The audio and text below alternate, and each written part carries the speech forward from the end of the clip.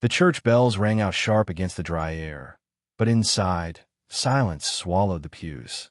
Samuel, a rancher known more for his solitude than his words, stood waiting in his best coat, hat clutched against his chest. His hands trembled, not from fear, but from hope. For the first time in years, he believed he wouldn't have to eat supper alone or mend fences with only the coyotes to hear his voice. Yet the longer he waited, the clearer it became. She wasn't coming. By the time the sun slipped behind a ridge, Samuel was just a man standing in an empty church, left at the altar with nothing but echoes for company. He walked out into the night without a word, boots dragging across dust that seemed to mock his every step. People watched from behind curtains, whispering about the man whose bride had vanished without goodbye. But Samuel didn't care about their whispers. What broke him wasn't shame. It was the silence in his chest where hope had once lived. He rode back to his ranch under a sky full of stars that felt colder than ever, each mile stretching longer, emptier. At the edge of the valley, the wind carried the sound of drums. Faint, steady, alive. Samuel reined in his horse, staring toward the flicker of fire in the distance. He had heard stories of the Apache gathering near the riverbanks, but he had never dared approach. Yet something in that rhythm called to him, not as a warning, but as an invitation. And for a man who had just lost everything, curiosity felt safer than sorrow. When he arrived, the firelight revealed faces painted with earth and sky, eyes watching him without fear. He expected rejection. He expected to be turned away. But instead, an elder stepped forward, placing a hand on his shoulder. No words were exchanged, no questions asked. Samuel, still raw from heartbreak, felt something he hadn't in years: presence. They didn't see him as a man abandoned. They saw him as a man still standing. By dawn, Samuel sat among them, sharing bread and silence, as if he had always belonged. He hadn't found a wife that night. He hadn't found the future he had expected. But in the warmth of the fire, surrounded by strangers who treated him like kin, he found something far greater, a family he never thought he'd deserve. And in the Old West, where loneliness could kill faster than bullets, that was a salvation no preacher could ever promise. Samuel woke with the smell of cedar, smoke clinging to his clothes, and the faint hum of voices rising with the dawn. For a moment, he thought it was a dream, that he was still in his cabin, alone, chasing echoes of a life he would never have. But when he opened his eyes, the fire still glowed red, and the tribe still sat around him, speaking softly in a rhythm that felt older than the desert itself. They hadn't asked his name, nor where he came from. They hadn't questioned why he looked broken. They had simply let him be, and in that stillness, he felt something he hadn't in years: belonging. The elder, a man with hair silver as the moonlight and eyes as sharp as a hawk's, approached with a clay bowl of water. He handed it to Samuel without ceremony, but with a weight that spoke of recognition. Samuel accepted it with both hands, nodding his thanks. He drank slowly, aware of how something so simple, being given water, meant more than words. In a place where survival was fragile, such gestures were not taken lightly. They were offerings of trust. Children watched him curiously, their laughter carrying through the air as they chased each other barefoot across the dust.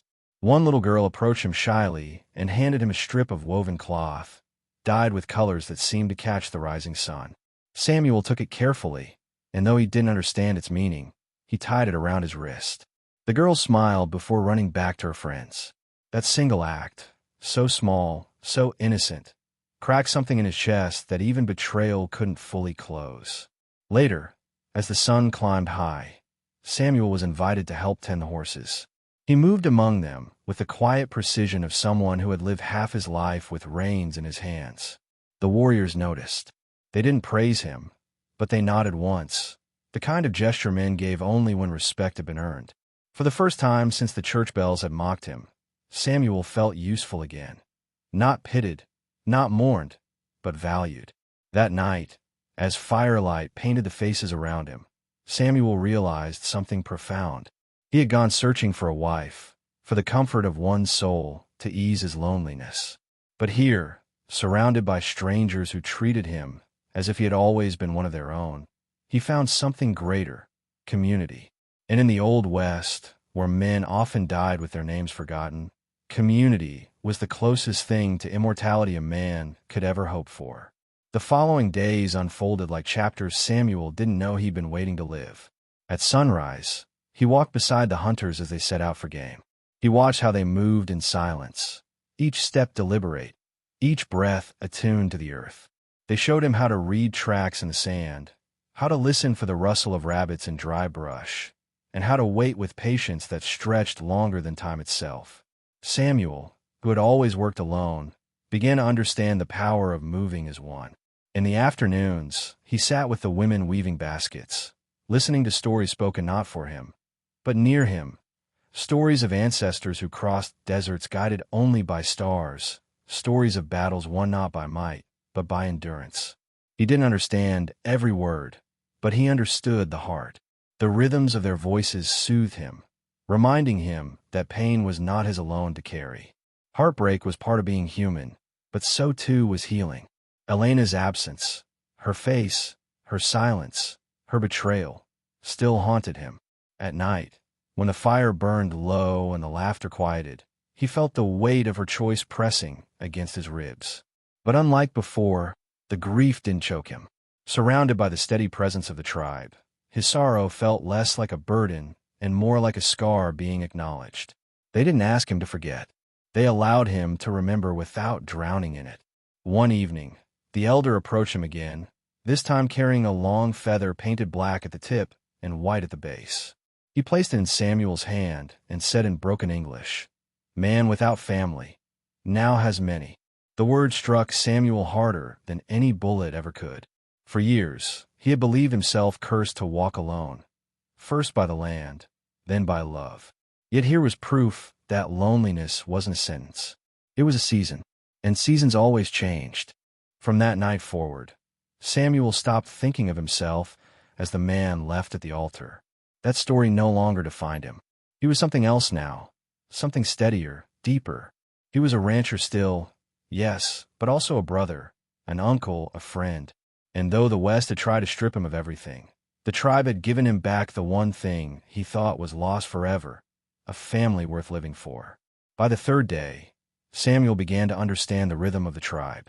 Life wasn't measured by hours on a clock, but by the sun's climb, the fire's burn, and the voices of children at play. He rose early, worked where he could, and listened more than he spoke. The rancher who had once lived in the quiet of an empty cabin was now learning a new kind of silence, one filled with meaning, not absence. And though grief still shadowed his heart, it no longer consumed him. The men invited him to ride with them, teaching him the trails carved by generations long before fences marked the land. They showed him hidden springs and ridges where the wind carried the voices of the past. Samuel followed carefully, not out of fear, but with a reverence he hadn't felt since boyhood. Each step with them stripped away a piece of his loneliness, replacing it with something sturdier, belonging. In the evenings, the women shared food with him, beans, corn, wild herbs, meals prepared in a way that tasted of care more than flavor. Samuel, who had eaten alone for years, found himself lingering over every bite, not for the food itself, but for the warmth of company. Laughter filled the air, children darted between the adults, and he realized that family wasn't always blood, it was presence. And presence was something he had been starving for. One night, as embers glowed low, the elder asked him, "Do you know why we welcomed you?" Samuel shook his head. The old man smiled faintly. "Because men without family can become dangerous, or they can become guardians. We saw your heart and knew you were not lost. You were waiting." Samuel didn't reply, but the words settled deep, like seeds ready to grow. By dawn, Samuel no longer felt like a guest.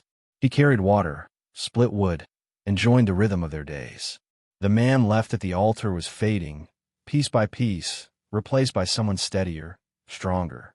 For the first time in years, he wasn't haunted by what he had lost. He was alive because of what he had found. As weeks passed, Samuel's hands bore new calluses, not just from ranch work, but from tasks he had never known before. He learned to weave rope from yucca, to read the tracks of coyotes in the sand, to carve small figures for the children who laughed when he handed them out. The tribe had not asked him to change, yet he was changing anyway. not because he had to, but because he wanted to. The hunters began trusting him with greater tasks. One morning, they placed a bow in his hands and guided him through the stillness of a hunt. Samuel didn't bring down the deer, but he walked away with something more valuable: respect. They patted his shoulder and said nothing more. In the West, silence was praise enough. For a man once defined by rejection, even that quiet acknowledgment felt like an inheritance.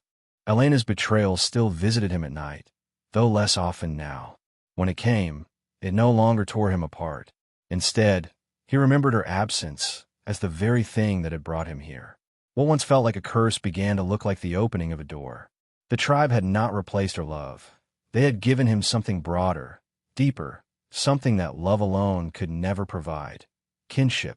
The elder often watched Samuel closely, as though measuring the weight of his spirit. One evening, he approached carrying a long piece of hide painted with tribal symbols. He draped it across Samuel's shoulders and said, "A man who stands alone is like a tree in drought, but a man who stands among us will never wither." Samuel felt the truth of it.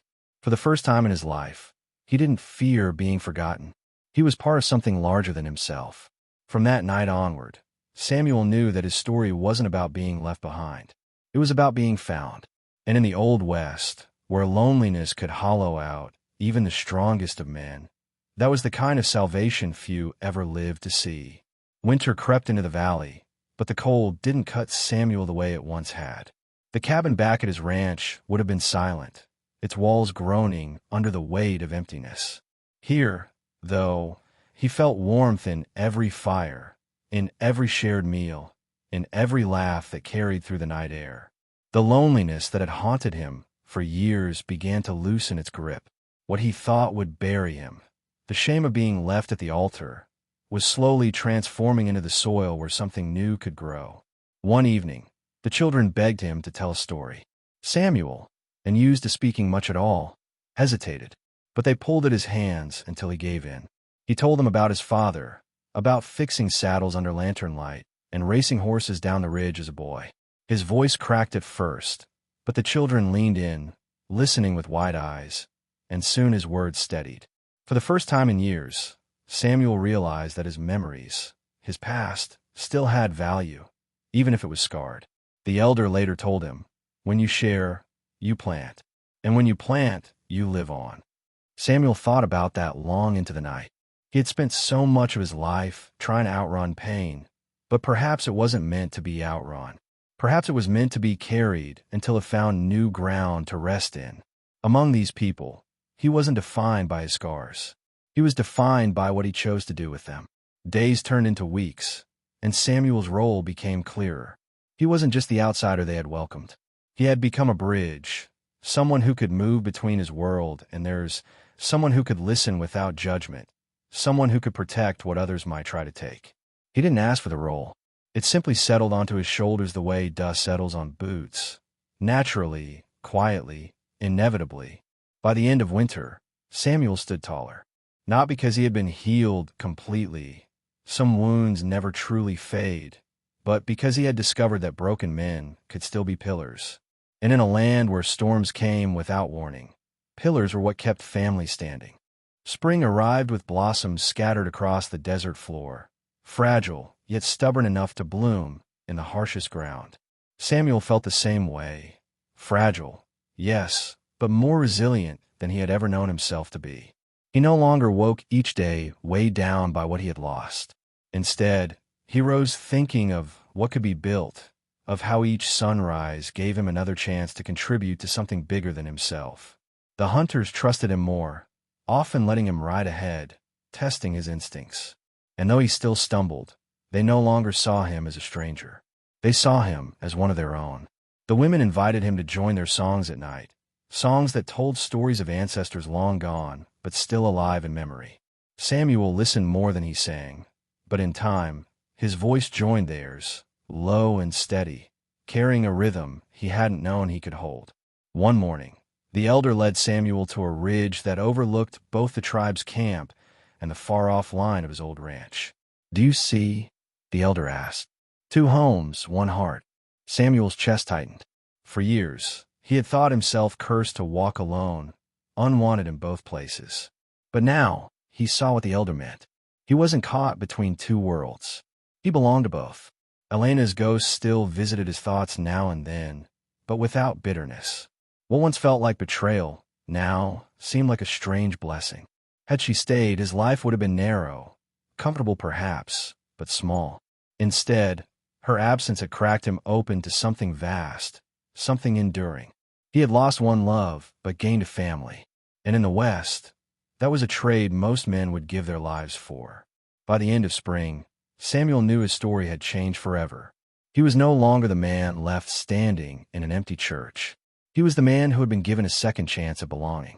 And that, in the Old West, was rarer than gold.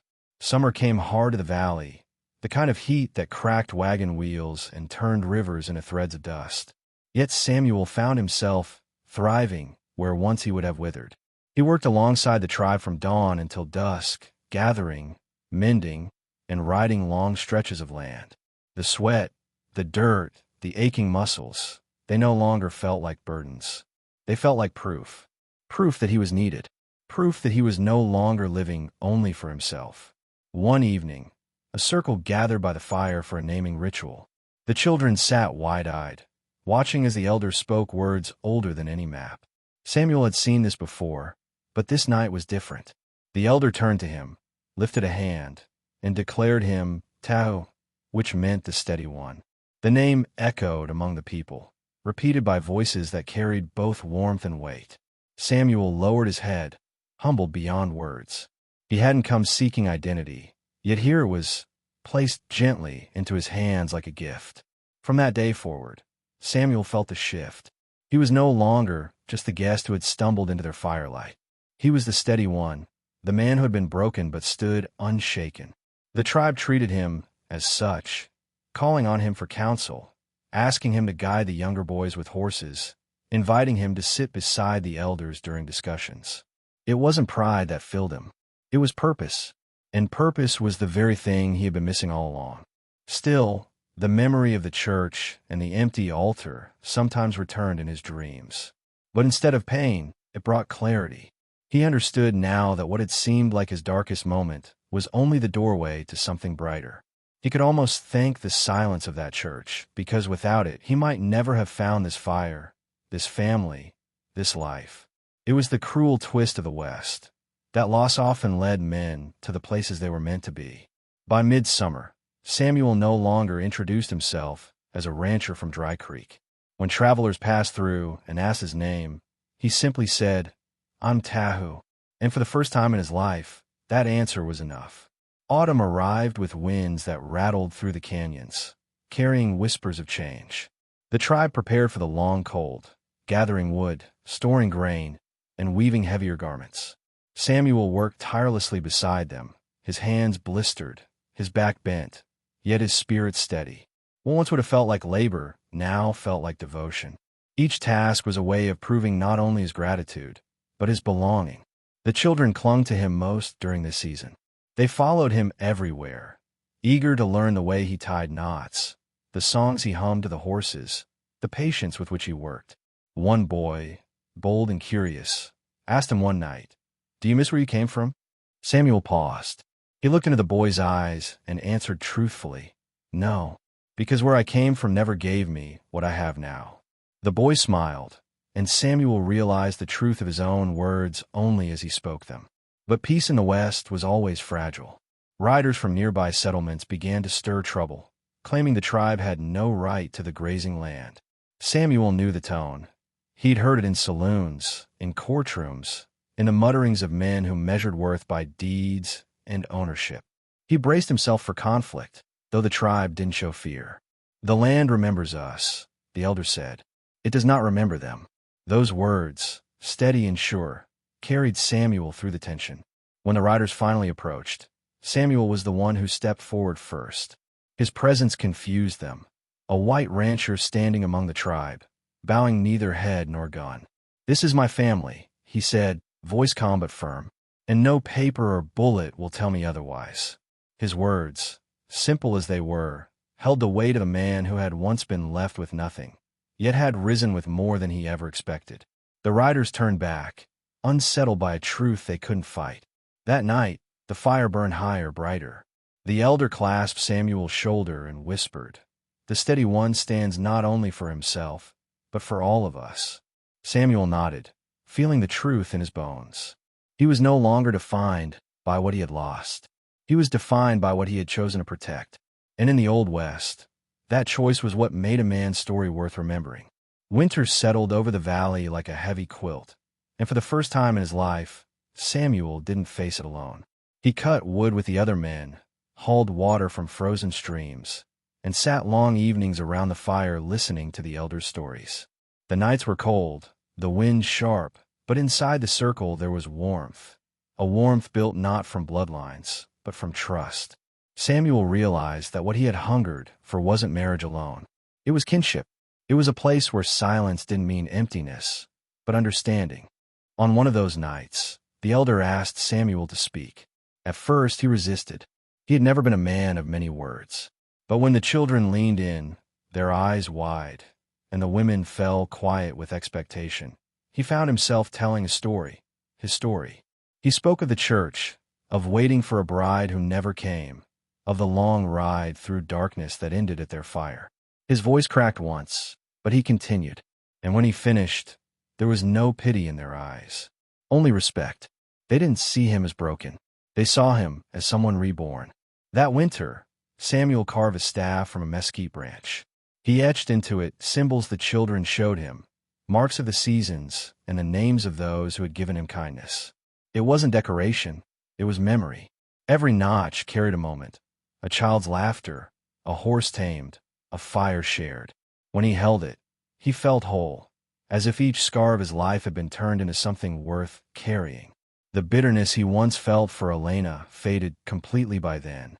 She became just a shadow in his past, no longer heavy enough to haunt him. What she had taken was small compared to what he had been given. The tribe didn't replace her. They redefined him. They showed him that family wasn't something you lost when one person walked away. It was something you gained when many chose to stay. By the time snow melted from the ridge, Samuel was no longer thought of as a visitor. He was Tahu, the steady one. And in the eyes of the tribe, he had become not only a man worth keeping, but a man worth following. When spring returned, the valley came alive with color. Wildflowers spreading across the desert floor, rivers running fuller than they had in years. Samuel stood on the ridge one morning, watching children chase each other through the fields, women laughing as they wove cloth, and men preparing horses for the hunt. He realized then that he wasn't standing on the edge of two lives anymore. He was fully rooted in one. The elder joined him at the ridge and placed a hand on his shoulder. "You came to us with nothing," he said. "Now you carry everything." Samuel looked out at the camp, at the people who had become his family, and understood the truth of it. He had once believed being left at the altar had ruined him, but it had saved him, because only through that loss had he found this life, this tribe, this belonging, this story. Samuel began taking on new responsibilities, guiding hunts, helping to settle disputes, teaching the children how to care for horses. His role wasn't forced. It grew naturally, like roots spreading quietly under soil. He no longer thought of himself as the rancher who had been abandoned. He thought of himself as the man who had been found. And the land seemed to recognize it too, welcoming him with every sunrise, every shift of wind, every echo of drums at night. Years later, travelers passing through the valley heard whispers of him. Some said he had become Apache in spirit, others that he was a bridge between two worlds. But those who saw him knew the truth. Samuel Crane had stopped being defined by what he had lost. He was defined by what he had chosen to build. And that choice, quiet, steady, unshaken, was more powerful than any vow ever broken. In the end, Samuel's story wasn't about the church he left empty. It was about the fire he found full. And in the Old West, where so many men died alone, his legacy lived on in the laughter of children, the strength of the tribe, and the name they had given him, Tao, the steady one. A man who had once been left behind, but who became the pillar of a family he never dreamed he'd find. In the end, Samuel's journey was not about the church he left behind, nor the vows that were broken before they were ever spoken. His story was about the fire he found when he thought he had lost everything. It was about a man who stood at the edge of despair and, instead of falling, discovered a family waiting to lift him. In the Old West, where solitude could hollow out even the strongest hearts, Samuel's life became proof that no wound is too deep to be healed by belonging. The tribe did not erase his past. They did not ask him to forget the betrayal or the silence of that altar. Instead, they gave him a place where his scars could mean something. They turned his loneliness into strength, his sorrow into memory, and his brokenness into steady ground. What began as heartbreak became the foundation of a legacy that would outlast him. Samuel was no longer the man left behind. He was the steady one, the guardian who stood when others faltered. His life teaches us that family is not always born of blood or bound by paper. Family is forged in fire, in trust, in the quiet certainty of those who choose to stay when the world turns away. Samuel found that truth not in the promise of one person, but in the embrace of many. And through it, he learned the rarest lesson of all, that sometimes the greatest blessings come disguised as loss. So as his story fades into memory, let it leave you with a question. What do you do when the world strips away what you thought you could not live without? Do you break? Or do you stand long enough to discover what waits beyond the pain? Because often, what feels like the end is only the beginning of something greater than you ever imagined. If this story touched you, carry it forward. Subscribe to the channel, like the video, and share your reflections in the comments. Not just to keep the tale alive, but to add your voice to the fire. Because every story remembered, every thought shared, becomes part of a family that, like Samuel's, will never let anyone stand alone.